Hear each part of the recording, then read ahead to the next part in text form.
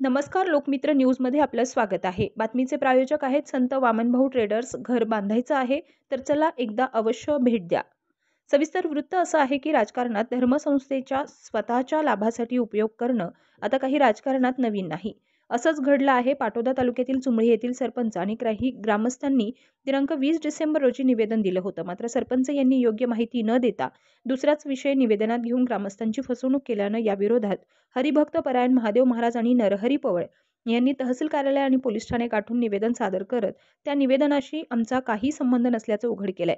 पाहुयात हरिभक्त परायण महादेव महाराज आणि नरहरी पवळ नेमकं काय म्हणाले।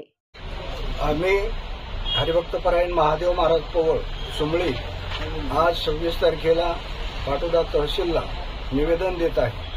पाठीमाग 20 तारखेला आमच्या सुमळी गावाच्या सरपंचांनी जे निवेदन दिलं ते निवेदन आम्हाला फसवून रस्त्याचं निवेदन द्यायचे म्हणून आम्हाला घेऊन आले आणि वाल्मिक कराडावरचा गुन्हा मागे घ्यावा अशा प्रकारचा त्याच्यावर आमच्या सह्या केल्या। आम्हाला नकळत आम्ही त्याच्यावर सह्या केल्या आणि नंतर आम्हाला कळल्यानंतर आम्ही पुन्हा आज या ठिकाणी 26 तारखेला निवेदन देत आहे।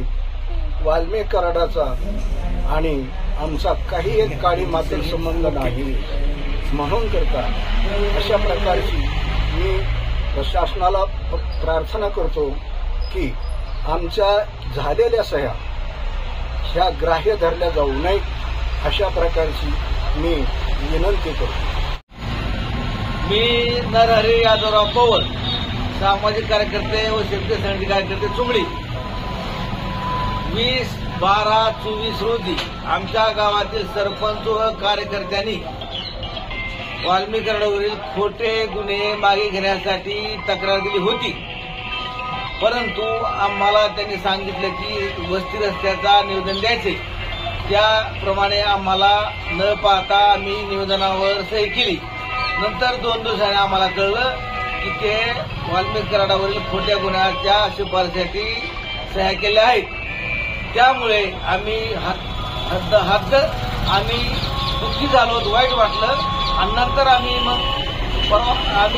आता माननीय तहसीलदार साहेबांना निवेदन देतो की त्या